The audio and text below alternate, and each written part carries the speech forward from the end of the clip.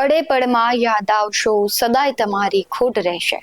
દેહથી ભલે દૂર થયા તમે, સદાય અમારા હૃદયમાં વસશો.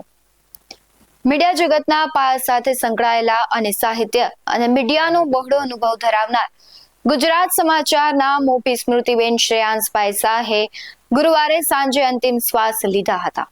તેમની વસમી વિદાયથી મીડિયા જગત અને તેના ચાહકોમાં શોકનું મોજું ફરી વળ્યું છે. નમસ્કાર, આપની સાથે હું ભૂપતિ વિશાવડિયા. ગુજરાત સમાચારના મોભી સ્મૃતિબેન શ્રેયાંસભાઈ શાહે ગુરુવારે સાંજે અંતિમ શ્વાસ લીધા. તેમની વસમી વિદાયથી ન માત્ર ગુજરાત સમાચાર પરિવાર પરંતુ સમગ્ર મીડિયા જગત ખાલીભો અનુભવશે.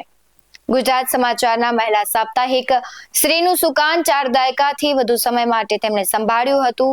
સાહિત્ય અને પત્રકારત્વ બંને ક્ષેત્રે પોતાની આગવી ઓળખ આપનારા સ્મૃતિબેન શાહ બહુમુખી પ્રતિભા ધરાવતા હતા. તેમની વસમી વિદાયથી ન માત્ર ગુજરાત સમાચાર પરિવાર પરંતુ સમગ્ર મીડિયામાં ખાલીપો અનુભવાશે. તેમની અંતિમ યાત્રા આજે સવારે 8:30 વાગે તેમના નિવાસ સ્થાનેથી નીકળી હતી.